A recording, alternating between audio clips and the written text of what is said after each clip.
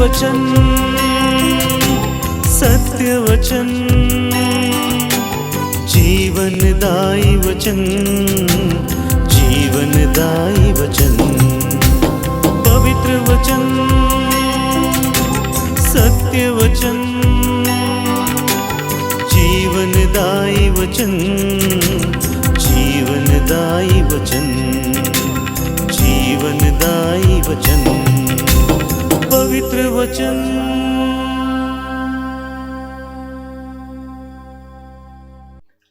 सबको जय यीशु। पुनः एक बार बाइबल सीरीज के इस कड़ी में आप सबका बहुत बहुत स्वागत है। आज के चर्चा का विषय है राजाओं का पहला ग्रंथ, और इस विषय पर चर्चा करने के लिए हमारे सत्संचार स्टूडियो में मौजूद है श्रद्धेय फादर फ्रांसिस पिंटो। श्रद्धेय फादर फ्रांसिस पिंटो मेरे सहपाठी रहे हैं, गुरुकुल में हम लोग साथ साथ पढ़े हैं।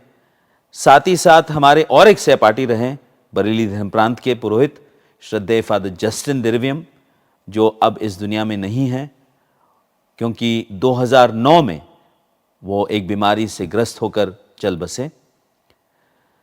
श्रद्धेय फादर फ्रांसिस पिंटो धर्म प्रांत के कई पल्लियों में उन्होंने कार्य किया है और वर्तमान में निष्कलंक माता मरियम बासपुर के पल्ली पुरोहित हैं वो, और आज हमारे साथ स्टूडियो में मौजूद है इस ग्रंथ पर चर्चा करने के लिए। तो मैं आप सभी दर्शकों की ओर से उनका हार्दिक स्वागत करता हूं। स्वागत है फादर जी, वेलकम। आज का चर्चा का विषय है राजाओं का पहला ग्रंथ। तो पहला प्रश्न ये है कि फादर जी, इस ग्रंथ की पृष्ठभूमि क्या है और इस पुस्तक को राजाओं का ग्रंथ ऐसा नाम क्यों दिया गया है? ये ग्रंथ इजरायली राजाओं के इतिहास को दर्शाता है, इसलिए इस ग्रंथ को राजाओं के ग्रंथ नाम दिया गया है। ग्रंथ का पहले भाग में राजा सुलेमान के जीवन पर प्रकाश डाला गया है और राजा सुलेमान की अगुवाई में इजरायली अपने गरिमा के चरम सीमा पर पहुंच चुके थे। और उसके बाद राजा सुलेमान की उपलब्धियों का जिक्र किया गया है, जैसे यरूशलेम मंदिर का निर्माण सुलेमान को संसार भर में वैभव और कीर्ति दिलाता है। साथ ही साथ राजा सुलेमान की कुछ कमजोरियों का भी उजागर किया गया है, जैसे विदेशी गैर यहूदी पत्नियों के कारण सुलेमान का धर्म के प्रति उत्साह कम होना, उसके बाद उनकी देवी देवताओं के लिए वेदियां बनाना और उस प्रकार से ईश्वर से दूर चला जाना, मूर्ति पूजक की ओर आकर्षित होना, ये सारी बातों का जिक्र किया गया है।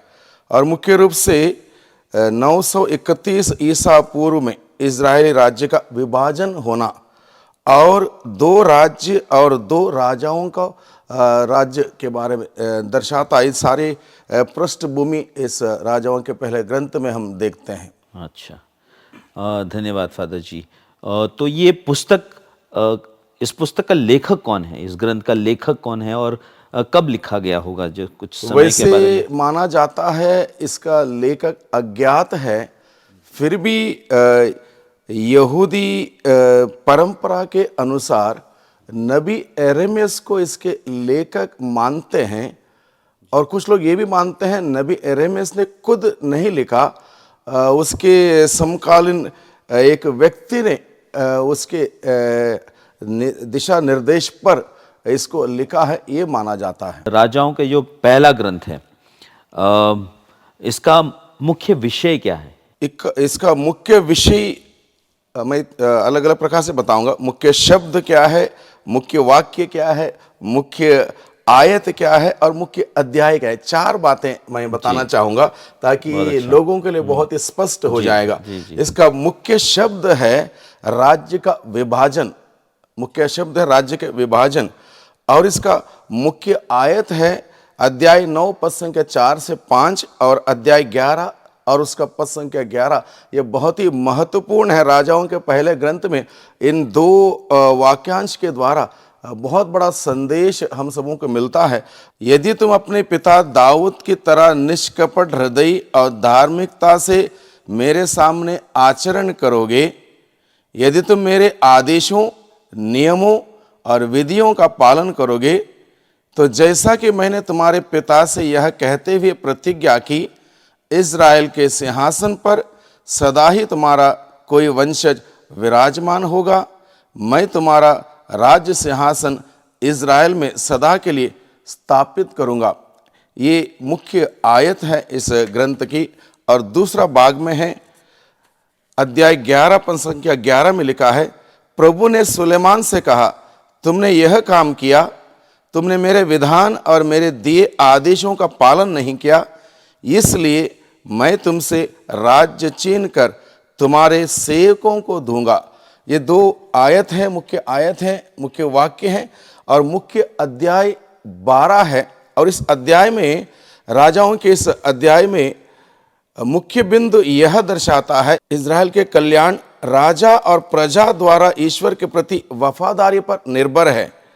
इसमें प्रभु के आदेश का उल्लंघन के कारण राज्य का विभाजन में परिवर्तित होता है, जिसके वजह से इज़राइल और यूदा का विनाश हुआ। ये मुख्य बात इस अध्याय में। जी धन्यवाद फादर जी।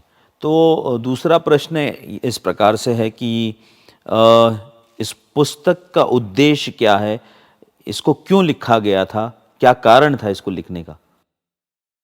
इस पुस्तक का उद्देश्य यह रहा, पुस्तक में ऐसे प्रश्नों का उत्तर दिया गया है, सबसे पहले जिससे यह बताया गया कि इज़राइल क्यों पराजित हुआ। दूसरी बात, इज़राइल का ईश्वर सच्चा परमेश्वर है और सब कुछ उसके अधिकार में है। तीसरी बात, इज़राइल ईश्वर अपने चुने हुए शहर, उसके मंदिर का विनाश तथा बाबुल के इज़राइल का निर्वासन का निरीक्षण करता है। इज़राइल के पाप के वजह से उन्हें दंड मिला था, लेकिन यहाँ पर मुख्य बात, फोकस की बात यह है, परमेश्वर पश्चाताप करने वालों को क्षमा करने के लिए सदैव तत्पर है। ये संदेश हम सबों को ग्रहण करने की आवश्यकता है, क्योंकि भले ही राजाओं ने शुरुआत में सच्चे ईश्वर की आराधना की, उसके आदेश के अनुसार चले, लेकिन बहकाव में आए, मूर्ति पूजक में गए, गलत काम किया, लेकिन तब भी वो ईश्वर, इज़राइल का ईश्वर, परम पावन ईश्वर उन सभी लोगों को जब पश्चाताप करते हुए उसके पास लौट के आने के लिए तैयार है, उन सबों को स्वागत है तो तैयार है। यह मुख्य विषय है। जैसे पिछले ग्रंथ में भी हमने देखा, सामुएल के ग्रंथ में, कि जब दाऊद पाप करता है, पुनः एक बार प्रभु के पास आता है, प्रभु उसे क्षमा देते हैं। बहुत सारे ऐसे ग्रंथ में हम लोग यही पढ़ते हैं। इजरायली जनता जैसे दूर चले गई थी ईश्वर से, लेकिन फिर वापस जब पश्चाताप करती है तो ईश्वर उन्हें क्षमा करते हैं और पुनः एक बार अपने साथ ले लेते हैं।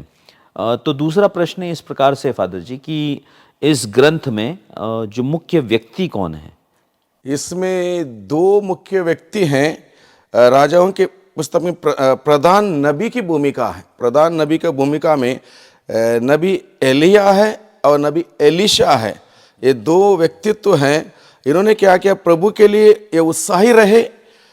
वे कई चमत्कार किया करते थे, झूठे देवताओं पर परमेश्वर की शक्ति को साबित करते थे और भविष्यवाणी करते हुए ईश्वर के संदेश को लोगों को सुनाते हुए लोगों को बार बार उस सच्चे ईश्वर की आराधना करने हेतु, ईश्वर के साथ जुड़े रहने के लिए ये दोनों नबी मुख्य रूप से लोगों को प्रेरित करते रहते थे। जी धन्यवाद। ये दोनों नबी के बारे में बहुत सारी बातें अलग अलग ग्रंथों में भी दिया गया है। इनका जिक्र बहुत सारे ग्रंथ में आते हैं, तो इसका मतलब ये बहुत ही महत्वपूर्ण एक पुस्तक है, एक ग्रंथ है बाइबल का, जहाँ पर इन दोनों नबियों का जिक्र किया गया है। इस जैसे कि आपने पृष्ठभूमि सब बताया है, लेकिन फिर भी कुछ महत्वपूर्ण बातें या महत्वपूर्ण विषय जिनके ऊपर ये ग्रंथ जो हमें बताता है, उसके बारे में कुछ बताइए। इस ग्रंथ के महत्वपूर्ण विषय हम विभाजन करते हुए 7 प्रकार से हम समझ सकते हैं। सबसे पहला है, यहोवा ही एकमात्र सच्चा परमेश्वर है और वह प्रकृति को नियंत्रण में रखता है। ये पहली बात है। दूसरी बात, यहोवा इतिहास को नियंत्रण में रखता है।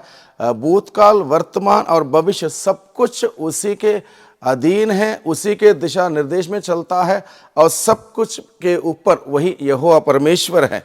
तीसरी बात, यहोवा सच्ची आराधना की मांग करता है, क्योंकि राजा और उसके प्रजा बार बार बाल देवता के पीछे, मूर्ति पूजा के पीछे जाते थे। इसलिए यहोवा बार बार लोगों को और राजाओं को सिखाता है कि सच्ची आराधना करते हुए सच्चे ईश्वर के पास लौट के आने के लिए। चौथी बात है सच्ची उपासना की सामग्री और स्थान, क्योंकि ये बाल देवता के वजह से उनकी सामग्री, पूजा करने की सामग्री और स्थान भी गलत हो चुके थे। इसलिए ईश्वर चाहता है कि सच्ची सामग्री हो और सच्चे स्थान पर, यानी कि उपयुक्त प्रार्थना के लिए उपयुक्त स्थान पर और उसके अनुरूप तैयारी, बेहतरीन तैयारी करते हुए आराधना करें, ये चाहते हैं। और पांचवी बात है झूठी उपासना के नतीजे। झूठी उपासना के नतीजे यानी कि राजा सुलेमान शुरुआत में तो बहुत ही ईश्वर के साथ जुड़ा हुआ था, प्रज्ञा से भरपूर था, लेकिन उसने गैर यहूदी स्त्रियों से विवाह करने के वजह से उनके बहकावे में आके देवी देवताओं के पीछे जाता है, मूर्ति पूजक में जाता है और यहाँ पर वो समझौता करता है, अपने असली बुलाहट के मार्ग से पथभ्रष्ट होता है, ज़्यादा ध्यान अपनी पत्तियों के पीछे, उनके देवताओं के पीछे देते हुए वो समझौता करता, जिसका नतीजा उसको भुगतना पड़ता है। छठवीं बात, यहोवा न्यायी और अनुग्रहकारी विधाता है। वो न्याय करेगा, जहाँ जहाँ गलती हुई वहाँ पर निष्पक्ष रूप से न्याय करता है। साथ ही साथ उसे यहोवा परमेश्वर की निगरानी दया की दृष्टि है। अनुग्रहकारी विधाता हो, वो किसी को तिरस्कृत नहीं करता, बल्कि बार बार लोगों को मौका देता है कि यहोवा के साथ उसके अनुग्रह में बढ़ते रहें। इस प्रकार से वो संदर्भ और समय देता है लौट के आने के लिए। और छठवीं मुख्य बात है, यहोवा वचन देता, बार बार संदेश देता है अपने नबियों के द्वारा, अलग अलग घटनाओं के द्वारा, अलग अलग प्रकार से अपने लोगों को अपना संदेश पहुंचाता है। ये मुख्य बात है। अच्छा, तो ये महत्वपूर्ण विषय जो आपने बताए, बहुत सारे विषय जो 7 आपने मुख्य तौर से जो आपके अध्ययन के जरिए आपने बताए, तो एक संदेश जो ये ग्रंथ हमें देता है या देना चाहता है, क्या है संदेश? ये संदेश है कुछ बातों को लेकर, सबसे पहले मंदिर को लेकर, उसके बाद नबियों को लेकर, उसके बाद समझौतों की कीमत को लेकर, और चौथी बात नेतृत्व के प्रभाव को लेकर। ये 4 प्रकार की बातें हैं ये संदेश। मंदिर को लेकर ये संदेश देता है यहोवा परमेश्वर, जैसे मंदिर की स्थिति बहुत बेहतरीन थी जब सुलेमान ने जब बनाया, बहुत बड़ा क्या बोलते हैं, हाँ सुंदर बनाया, वैसे ही सब कुछ सुंदर था लोगों के जीवन में। लेकिन बाद में क्या हुआ, जैसे मंदिर में थोड़ा यह आती दिक्कतें आती हैं और उसी प्रकार से लोगों के जीवन में दिक्कतें आती, यानी कि मंदिर की स्थिति और लोगों की आध्यात्मिक स्थिति के साथ जोड़ते हुए देखा गया। यानी कि जैसे लोगों की आध्यात्मिक दशा खराब हुई, वैसे मंदिर की दशा भी, पूजा स्थल की दशा भी खराब हुई। इस प्रकार से ये संदेश दिया गया है। दूसरा संदेश ये दिया गया है कि वह ईश्वर उस मंदिर को चाहता है कि पवित्रता में बनाए रखें और सच्चे आराधक सच्चे ईश्वर की आराधना करते हुए समय बिताएं।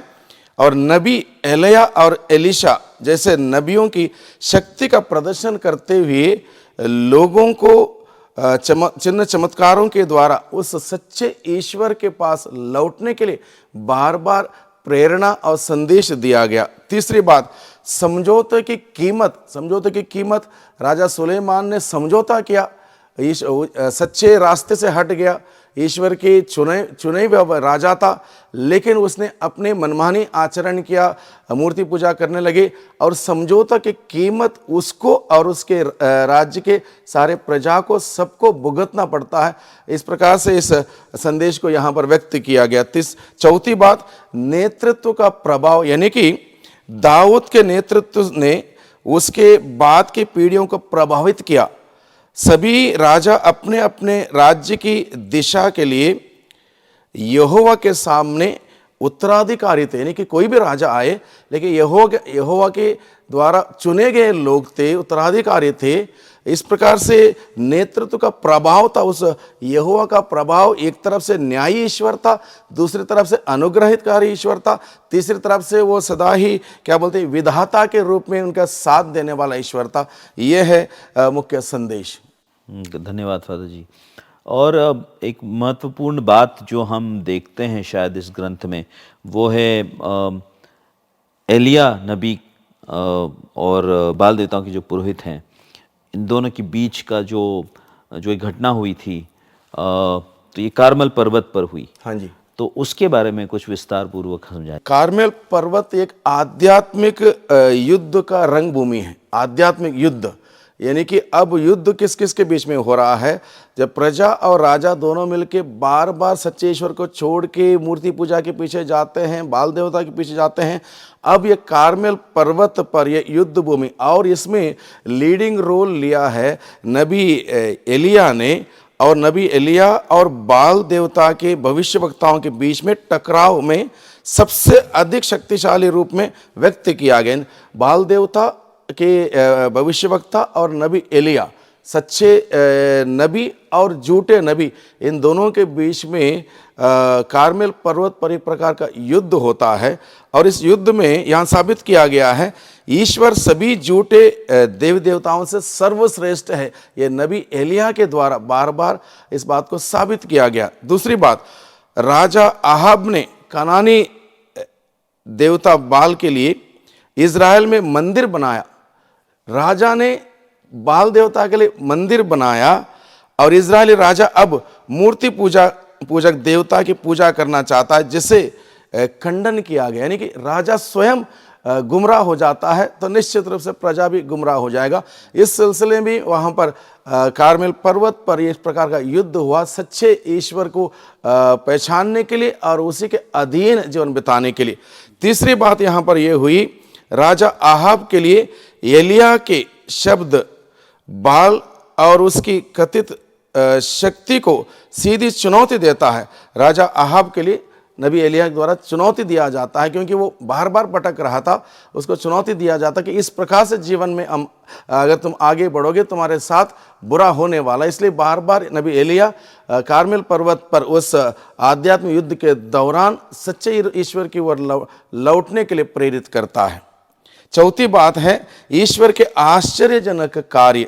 ईश्वर के आश्चर्यजनक कार्य, और ये नबी एलिया के द्वारा, जैसे एक विधवा के पास नबी एलिया जाता है और बोलता मुझे रोटी खिलाओ और पानी पिलाओ, वो बोलती मेरे पास थोड़ा सा है, इसको खाने के बाद मर जाएंगे। लेकिन नबी एलिया बोलता मुझे दे दो और तुम्हारी कोई कमी नहीं होगी, और वो उसकी बात मानती है, देती है। और उसके आटे का बर्तन में आटा कम नहीं होता, तेल के कुप्पी में तेल कम नहीं होता। इस प्रकार से वो लोगों को संदेश क्या देता है कि सच्चे ईश्वर इस प्रकार से प्रबंध करता है, इस प्रकार से इंतजाम करता है। तुम्हारे जीवन में अगर तुम सच्चे ईश्वर पर भरोसा रखोगे, कभी किसी बात की कमी नहीं होगी। तुम्हारा आटा गूंदने वाला पात्र में आशीष रहेगा, तुम्हारे तेल के कुप्पी में आशीष रहेगा, तुम्हारे जीवन में आशीष रहेगा, तुम्हारे परिवार में आशीष रहेगा। ये संदेश नबी एलिया सबको देता है उस कारमेल पर्वत के उस रंगभूमि के माध्यम से, ताकि सभी लोग जान जाएं कि सच्चे ईश्वर हमेशा लोगों के साथ देने वाला ईश्वर है, लोगों की परवरिश करने वाला, लोगों का ख्याल रखने वाला, ध्यान रखने वाला ईश्वर है। इस प्रकार से वो एक प्रकार की युद्ध भूमि के द्वारा दर्शाया गया, ताकि आध्यात्मिक जीत होती है, ईश्वर की जीत होती है। बाल देवता किसी को नहीं सुनता, बल्कि सच्चा परमेश्वर सबके सुनता है। ये संदेश उस कारमेल पर्वत के द्वारा दिया गया, के जरिए दिया गया। बहुत अच्छी बात है फादर जी, शुक्रिया।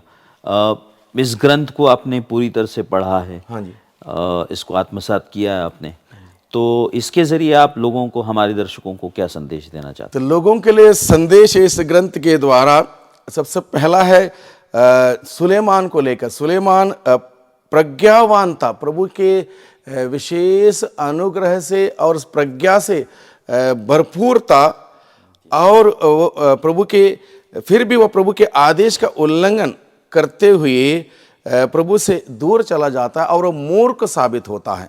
मतलब इतना प्रज्ञा से भरा हुआ व्यक्ति जब प्रभु के आदेश का और प्रभु के वचन का उल्लंघन करता है, मूर्ख साबित होता है। और राजा सुलेमान ने ईश्वर के दो बड़े आदेशों का उल्लंघन, दो बड़े आदेशों का उल्लंघन किया। पहला गलती की उसने, विदेशी स्त्रियों से विवाह किया, गैर यहूदियों से, और उनके पराये देवी देवताओं की पूजा की। ये दो गलतियां हुई। परिणाम क्या हुआ? परिणाम उसका राज्य का विभाजन हुआ।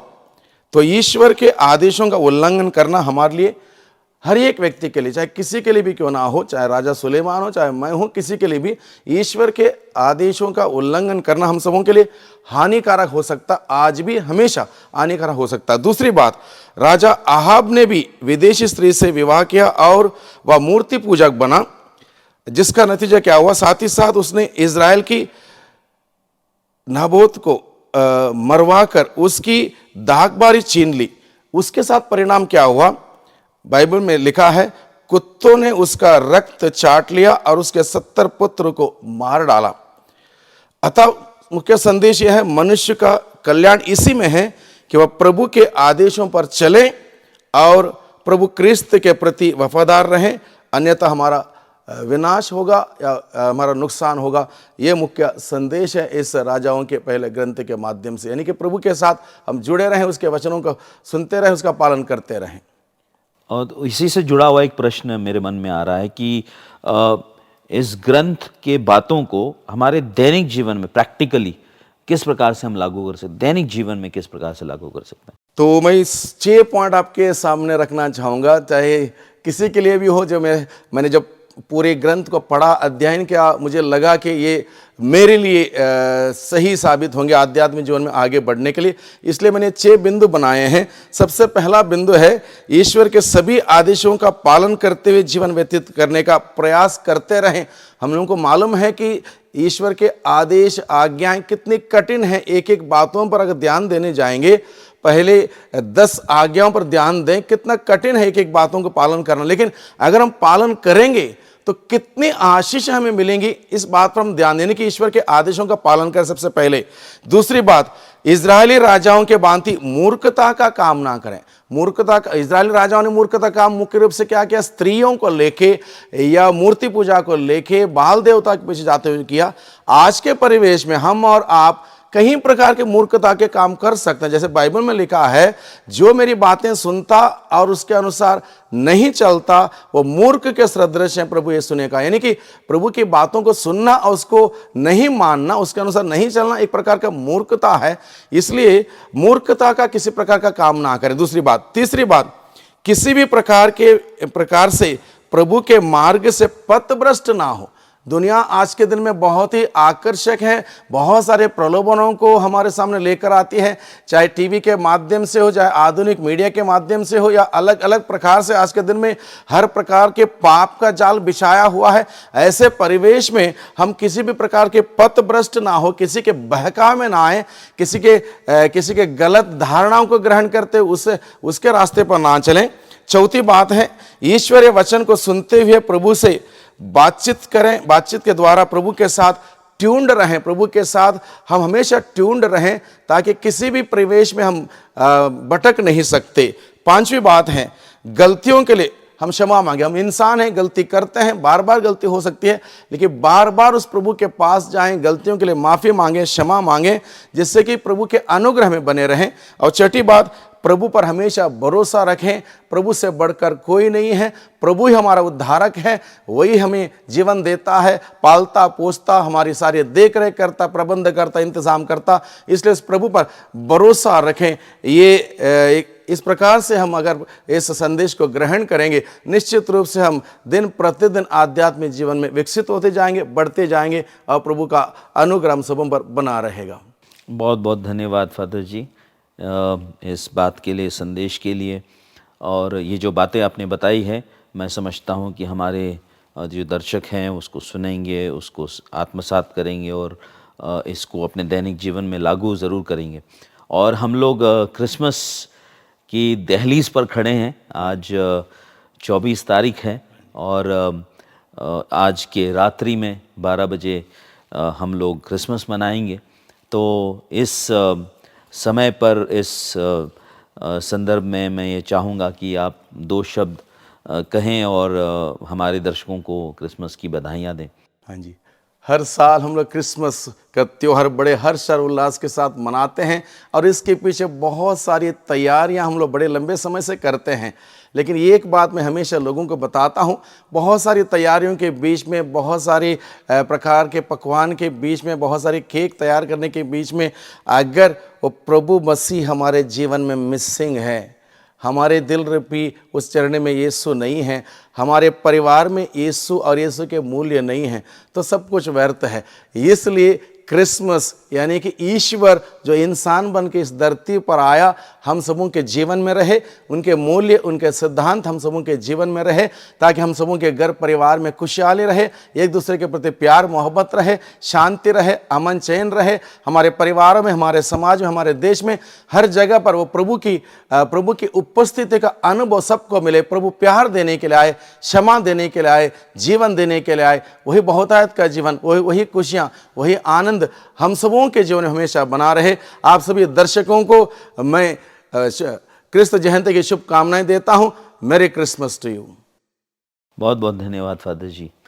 तो प्यारे दर्शकों, आपने देखा कि किस प्रकार से आपने सुना कि किस प्रकार से बहुत ही सरल और बड़े ही अर्थपूर्ण ढंग से फादर जी ने हमें इस ग्रंथ के बारे में, राजाओं का पहला ग्रंथ के बारे में हमें समझाया। राजाओं का दूसरा ग्रंथ भी है जो अगले सप्ताह हम सुनेंगे उसके बारे में। तो आज की इस चर्चा के लिए समय बिताने के लिए हमारे साथ आप सभी दर्शकों की ओर से मैं श्रद्धेय फादर फ्रांसिस पिंटो को बहुत बहुत धन्यवाद देता हूं। थैंक यू फादर जी।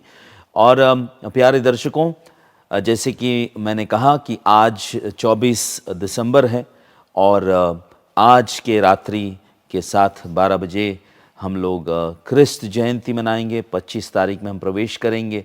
25 दिसंबर को क्रिस्त जयंती, बड़ा दिन, प्रभु यीशु का जन्मोत्सव हम मनाएंगे। इस अवसर पर मैं आप सबों को क्रिसमस की बहुत बहुत बधाइयाँ देता हूँ। Merry Christmas to all of you. May Jesus bless each one of you. प्रभु यीशु आपके सभी के परिवारों में वो खुशियाँ लाएं, वो शांति लाएं जो प्रभु यीशु इस संसार में लाए थे। तो इस क्रिसमस पर्व के दिन, जैसे कि फादर ने कहा कि हमारे दिल रूपी चरनी में प्रभु यीशु को बिठाएं, और जब हम प्रभु यीशु को बिठाएंगे हमारे दिल रूपी चरनी में, हमारा जीवन सफल हो जाएगा, सब कुछ अच्छा होगा, हम आनंदित रहेंगे। तो यही हम कामना करते हैं कि आपके जीवन में प्रभु यीशु का आनंद रहे, प्रभु यीशु की शांति रहे, प्रभु यीशु का प्रेम रहे। इसी के साथ इस चर्चा को विराम देते हैं। आप सबों को मैं क्रिसमस की पुनः एक बार बहुत बहुत बधाइयाँ देता हूँ। पुनः एक बार दरख्वास्त करता हूँ कि क्रिसमस की जो तोहफ़ा है, सबसे बड़ा तोहफ़ा जो आप दूसरों को दे सकते हैं वो है इस चैनल का तोहफ़ा। इस चैनल के बारे में दूसरों से चर्चा कीजिए, उसको बांटिए, शेयर कीजिए, सब्सक्राइब कीजिएगा। पुनः एक बार merry Christmas to you. Thank you and God bless you.